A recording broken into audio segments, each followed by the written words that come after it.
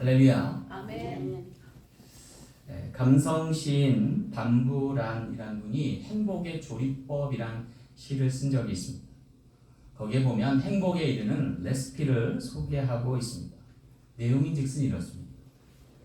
인내심을 수북히 넣고 가슴 가득 넘치는 애정을 하나 넣고 관용을 2주먹 보태고 약간의 웃음을 뿌리며 머리 하나 가득히 이해심을 넣은 후 친절은 넉넉히 치고 믿음은 많이 넣고 잘 섞은 다음 이것을 일생에 골고루 발라서 만나는 사람에게 골고루 나누어 주라라는 내용입니다. 이렇게 살면 모든 이와 화평하고 또 내게 주신 은혜의 삶을 살지 않을까라는 생각을 해봅니다.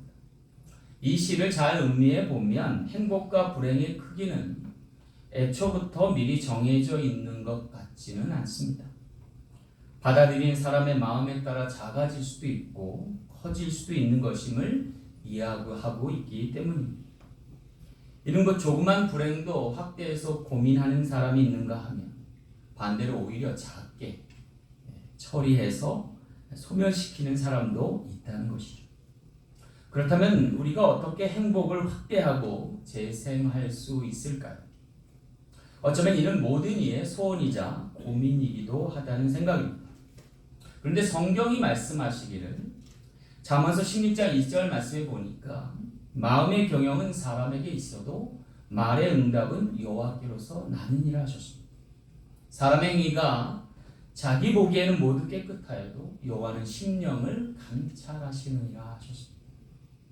다시 말해서 행복의 기준도 행복한 삶도 하나님께로 응답받을 일이다라고 하는 것입니다. 그래서일까요? 오늘 본문 말씀에 보면 여호와께서 감찰하시고 그 소원함에 응답하시는 한 소녀 룻을 소개하고 있습니다.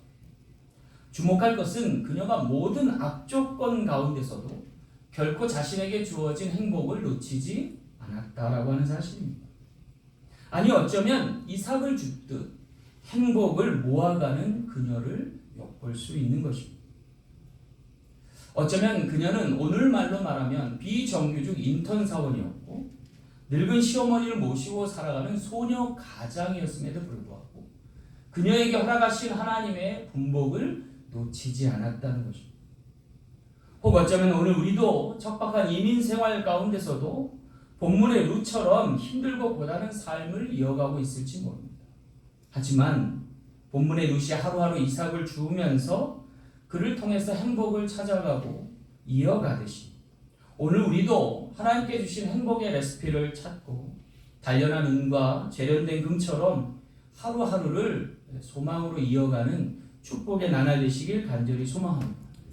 그렇게 하나님의 마음으로 살고 그 주신 마음으로 행복을 조리할 수 있을 때 오늘 우리에게 행복은 그리 멀지 않은 곁에 두고 있을 아름다운 순간들이 되지 않을까 싶습니다.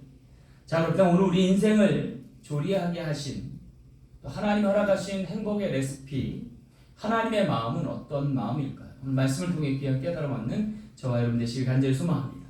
첫 번째는요, 겸손한 마음입니다. 오늘 2절 말씀 한번 볼게요. 원하건대 내가 밭으로 가서 누구에게 은혜를 입으면 그를 따라서 이삭을 줍겠나이다. 좀 내용이 거창한 것 같지만 영어 성경을 보니까 조금 명확해지더라고요. Let it go to the field and pick up the grain behind him. 그랬어요. 그러니까 한마디로 말하면 나로 가게 하소서라는 거예요. 그리고 이삭을 줍게 하소서라는 거예요. 여기 룻이라는 이방 여인이 이스라엘로 이민 와서 처음으로 일터로 나가는 발걸음을 소개하고 있어요. 그런데 여기 그녀의 결심과 고백이 담겨 있는 것을 발견할 수 있어요. 근데 그 내용을 요약하면 이런 거예요. 네게 은혜를 입으면 그를 따라 이삭을 줍겠나이다 라는 고백. 여기 이 룻이라는 소녀의 겸손한 마음을 엿볼 수 있어요. 두 가지 때문입니다. 하나는 이조차도 허락을 구했다는 것이고 그리고 그조차도 은혜 있어야 한다는 거예요.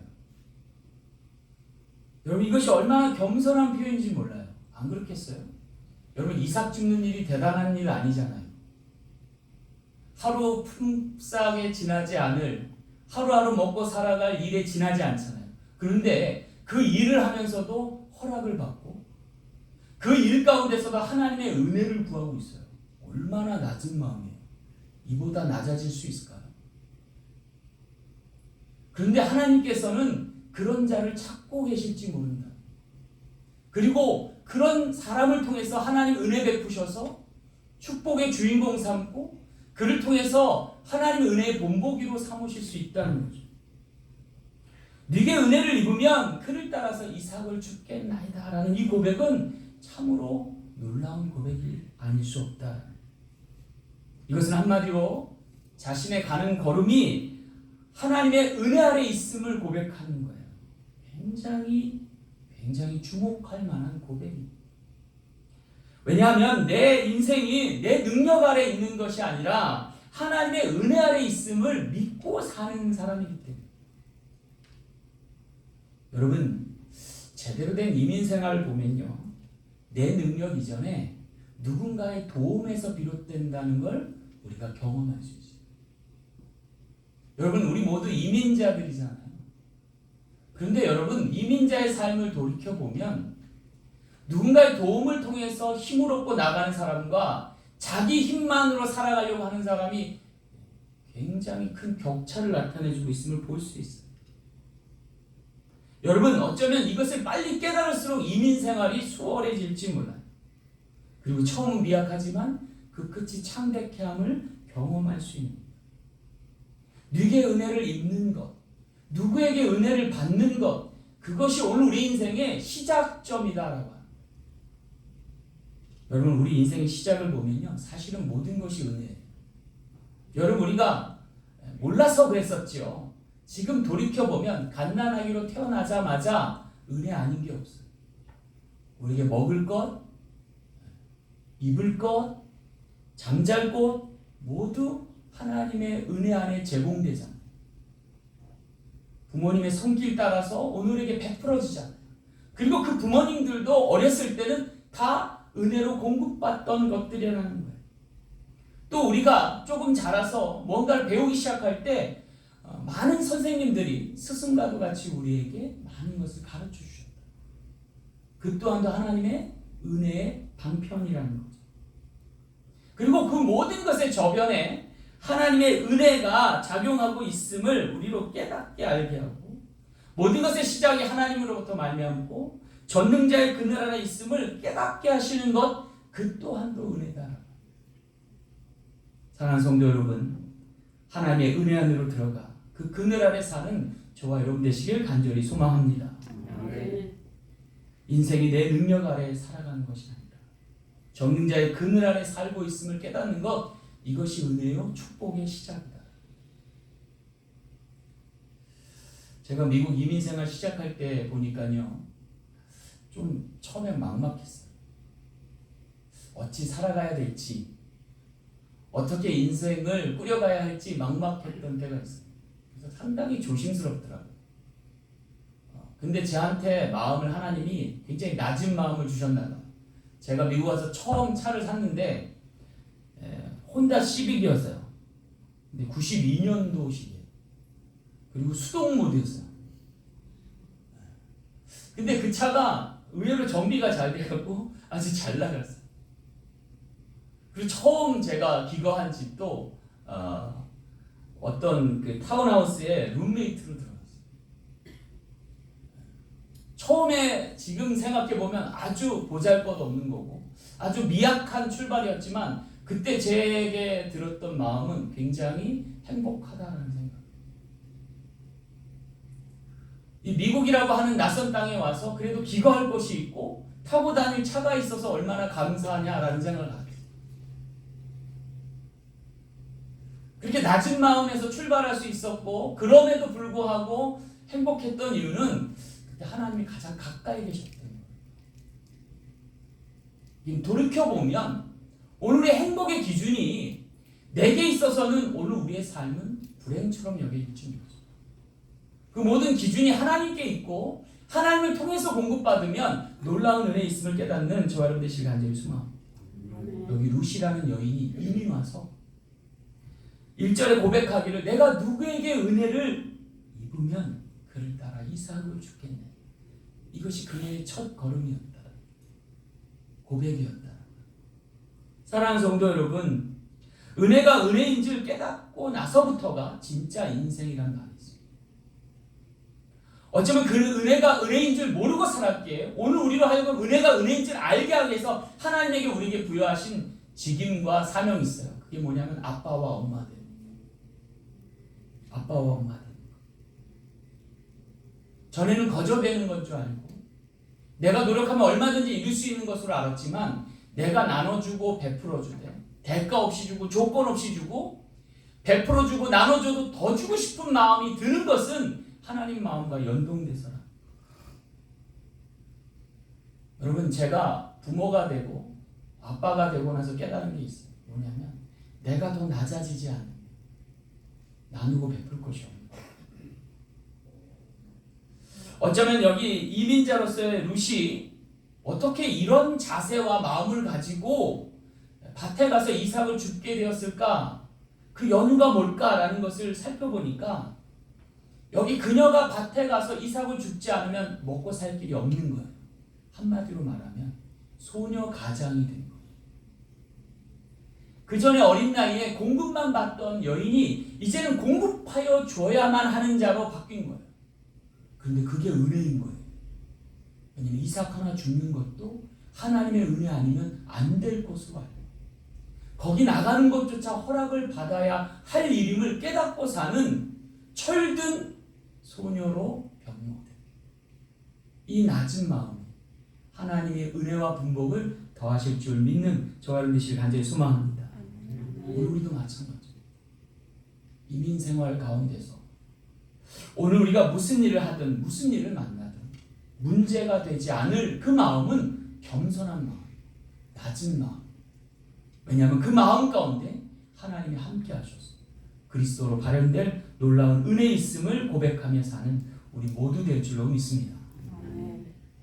두 번째 행복의 레시피는 섬기는 마음입니다. 오늘 4절 말씀 후반 보니까요. 여호와께서 너희와 함께 하시길 원하노라 하니 그들이 대답하되 여호와께서 당신에게 복 주시기를 원하나이다 하세요. 이게 무슨 말이냐면요. 소녀 룻이 처음 찾아간 직장의 회사 분위기를 설명해 주는 거예요. 회사 분위기가 어떤가 봤더니 고용주는 고용인들에게 뭐라고 얘기하는 거예요? 여호와께서 너희와 함께 하시기를 원한다 라고 얘기해 주고 반대로 고용인들은 고용주에게 뭐라고 얘기하냐면 여호와께서 당신에게 복 주시기를 원하나이다. 참으로 행복한 노사관계가 아닌가 싶어요. 왜냐하면 서로 섬기려 하기 때문에 누구 하나 군림하는 게 아니라 모두가 섬기려 한다는 거예요. 그래서 여호와께서 너희와 함께 하시기를 원하노라 라고 간구해 주었고 또 반대로 여호와께서 당신에게 복 주시기를 원하나이다 라고 복을 빌어주고 있는 관계로 성립되고 있다. 다시 말하면 하나님의 마음으로 일감을 몰아주고 있고 또 반면에 하나님의 마음으로 섬김을 다하는 관계 가운데 있었다는 거예요. 저는 이 성경 말씀 보고 오늘날 노사 분규가 있고 노사 갈등이 있는데 해결점이 여기 있다라는 생각이 들어요. 서로가 상대방을 상대로 여기기보다 함께할 대상으로 보고 있어서라는 거예요. 근데 여기서 우리가 주목할 것은 모두가 여호와 하나님의 마음으로 일치되고 있다는 거예요. 왜냐하면 이 4절 말씀에 보니까 주어가 뭐예요? 여호와께서예요. 이 직장, 이 회사의 주인이 누구라는 거예요? 하나님이시라는 거예요. 따라서 모두가 함께 하나님의 은혜 안에 공유할 일이고 서로 섬겨할 일임을 이야기해 줍니다. 그래서 내 것 이전에 하나님 것이라는 생각이 그들에게 자리하고 있더라는 거예요. 그러므로 말미암아 모두가 하나님의 사람이 되고 그들이 하는 모든 일은 하나님의 일이 되는 거죠. 보아스는 고용인 모두를 하나님께서 보내신 사람으로 여기고 그들에게 일감을 맡겼습니다. 반면 고용인 모두는 이삭의 나달 하나조차도 자기 것이 아닌 하나님의 것으로 받아들였습니다. 그리고 모두가 하나님으로부터 주어진 것이고 그런 것으로 여기고 일했다. 그래서 서로 이해하고 존중하게 되었다는 거예요. 뿐만 아니라 함께 나누게 되었다. 그래서 모두가 하나님에 의한 것이고 또한 하나님을 위한 것이고 모두가 하나님의 것임을 천명하게 되는 거예요. 여기에 놀라운 섬김의 역사가 나타납니다. 그리고 풍성한 이삭 줍기가 가능하게 되었다는 거예요. 하나님께서 축복하시는 사업장의 비결은 섬김에 있었다. 우리 사랑교회도 섬김이 넘쳐서 서로가 사랑하기를 마지 않고 서로가 공유하기를 그치 않는 귀한 재단 되길 간절히 소망합니다. 아멘. 여러분 호텔 가운데 유명한 호텔이 홀리데이 인 호텔이에요. 근데 이 창업주가 원래 목재소에서 일하던 신실한 직원이었대요. 근데 이 목재소가 세계적 불황이 닥치자 뜻밖의 해고 소식을 전하게 됐더라. 청청병력 같은 소리였대요. 왜냐하면 이 신실한 직원은 이 직장을 평생 직장으로 여기고 아주 신실하게 일밖에 모르며 살아왔던 사람이기 때문이다. 그런데 하루아침에 실직을 당하고 불안 가운데 있어서 어디 가서 또 일자리 구하기도 너무 어렵다는 거죠. 그래서 앞으로 먹고 살 길이 막막하더랍니다. 근데 자신에게 남겨진 것이라고는 달랑 집 한 채밖에 없더라는 거예요. 그런데 그렇게 불평불만이 막 속에서 쓸어 올라오려고 할 때 하나님이 한 가지 깨달음을 주시더래요. 이 절박한 상황에 집이라도 없었으면 어땠을까? 그러고 보니까 직장을 잃고 당장 먹고 살기는 힘들었어도 엄동설안에 밖으로 내몰리진 않아서 다행이다라는 생각이 들더라. 그때 그는 혹시 이런 상황 가운데 오갈 데 없는 집 한 채도 없는 사람은 어떻게 될까라는 긍휼한 마음을 주시더라. 야, 이렇게 직장도 잃었는데 집도 없어서 오갈 데 없어 길바닥에 나앉으면 그 사람 마음은 어떨까라는 마음이 들더라는 거예요. 그러면서 괜시리 그들을 도울 수 있으면 좋겠다는 생각까지 들더라는 거예요. 도울 방법이 없을까라고 생각했니까 자신의 집을 나그네 쉼터로 오픈하면 어떨까라는 생각을 합니다. 그래서 시작한 게 숙박업인 거예요. 그래서 자기 집부터 시작해서 하나하나 넓혀가기 시작한 게 오늘날의 굴지적인 호텔 체인업이 됐어요. 그 홀리데이 인 서울이요. 가는 곳곳마다 호텔로 들어서 있어요. 근데 이 호텔이 좀 특징이 하나 있어요. 뭐냐면 불륜의 장소가 아니라 가족의 건강한 안식을 추구해요. 그래서 가면 좀 이상한 게 좀 있어요. 탁구대도 있고요. 거기에 뭐해서 유락시설들이 있어요. 가족끼리 게임하면서 할 수 있는 시설들을 다 갖추고 있어요. 굉장히 건전한 호텔로 자리할 수 있는 걸 보고 이 섬기려는 마음이 얼마나 중요한지를 오늘 우리에게 보여주는 겁니다. 그러한 마음을 주신 하나님으로 인하여서 오늘 우리의 삶의 자리가 놀랍게 변하여 행복을 가꿀 수 있음을 이야기해 주는 거죠. 사랑하는 성도 여러분, 모든 것이 하나님의 것임을 인정할 때 그리고 하나님 안에서 함께 나누려 하고 섬기려 할 때 행복은 우리 가운데 멀지 않음을 고백하는 저는 되시기 간절히 소망합니다. 우리 사랑교회도요. 하나님의 주인 되심을 인정하는 교회, 하나님의 다스림 안에 있기를 소망하는 교회입니다. 그래서 서로 섬기기를 맞이 않는 의의 공동체 되어서 주님 안에 참된 복을 누리며 참된 안식을 누릴 수 있는 귀한 재단 되길 간절히 소망합니다. 마지막 세 번째 행복의 레시피는 성실한 마음입니다. 오늘 7절 말씀 후반 볼게요. 아침부터 와서는 잠시 집에서 쉰 외에 지금까지 계속하는 중이니이다 그랬어요. 여기 루시 직장에서 일하는 자세를 곁에서 두고 봤던 주위 사람들이 고변하는 것을 듣게 되는 장면입니다. 한마디로 말하면 성실 그 자체예요. 그러니까 아침부터 와서 잠시 집에서 쉰 일 외에는 지금까지 마치는 시간까지 계속하고 있습니다. 한마디로 성실로 식물 삼고 있음을 보여줍니다. 어쩌면 여기 잠시 집에서 쉰 것도 어쩌면 자신의 어머니의 오찬을 챙겨주느라고 잠시 다녀온 것일지 모른다는 거예요. 대단한 여인 아니에요? 우리 집안에도 이런 며느리가 좀 들어와야 되는데, 그죠?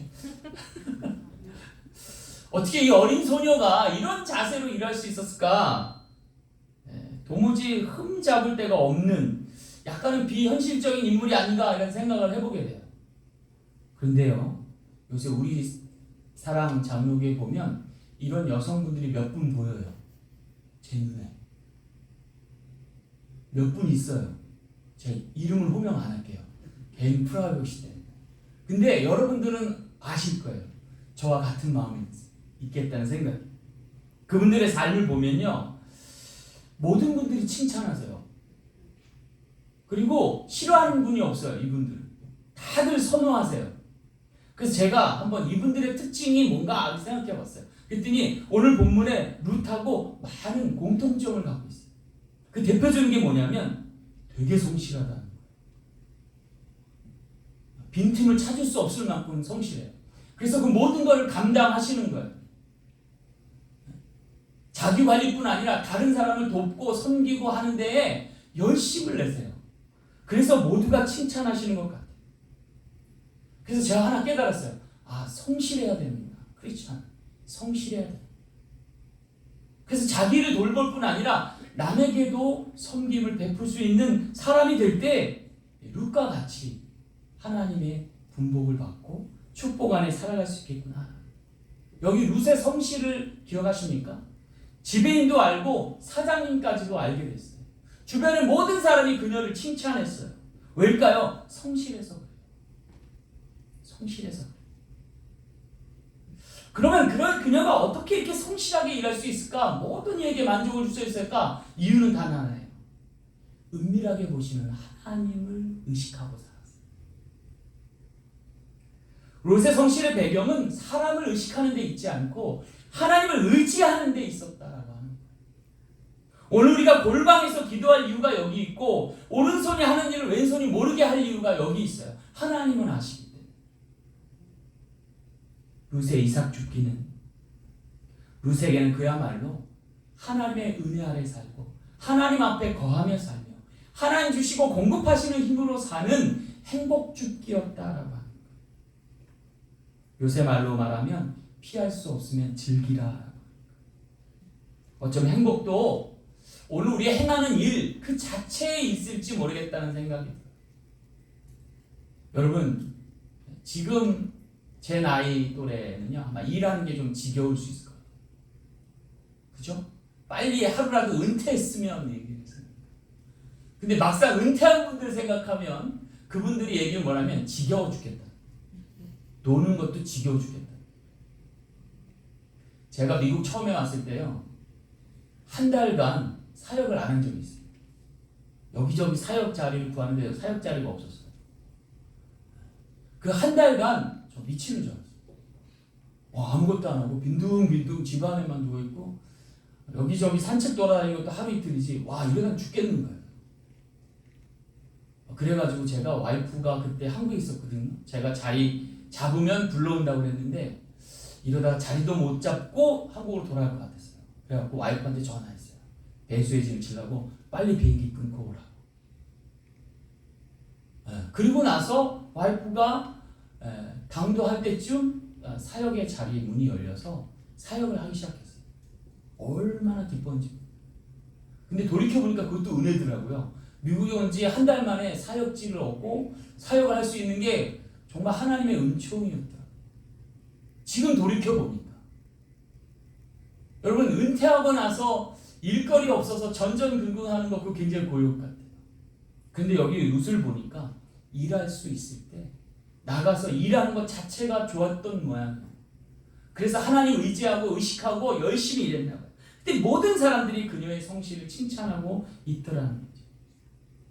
여기서 하나 깨달을 것이 있어요. 행복은 그리 멀리 있는 곳이 아니라 우리 가운데 있다라고 합니다. 성공한 사람들은 열심히 노력해서 큰 성공을 거두지만 행복과는 거리가 멀 수 있다는 것을 고백하는 장면을 봤어요. 뭐가 문제여서일까? 행복은 강도의 문제가 아니라 빈도의 문제여서라. 문화심리학자 김정은 교수님의 말처럼 행복은 크게 얻을 것이 아니라 길게 누려야 할 것이다. 그러기 위해서 우리는 작은 것 하나 소홀치 말고 오늘의 주어진 것 안에 행복을 찾고 발견하고 누려야 한다라는 거죠. 그러기 위해서 오늘 우리는 성실로 갖고 가야 한다. 루시 그랬던 것처럼 작은 행복의 이삭들을 계속 주어 나갈 수 있는 우리 모두들, 하나님의 믿음의 분복을 키워가는 우리 모든 삶 되시길 간절히 소망합니다. 그러고 보니까요, 이 아틀란타에서 삶은요, 소소한 걸 즐기지 않으면 행복과는 거리가 멀게 될지 몰라요. 여타 다른 주와 달리 여기는요, 바다 한 번 가려면 6시간 가야 되죠. 산이라고 해봐야 민둥산 하나밖에 없잖아요. 정말로 재미난 것은 별로 없는 땅. 그런데 이 애틀란타 가운데서도 재미나게 사는 분들이 있어요.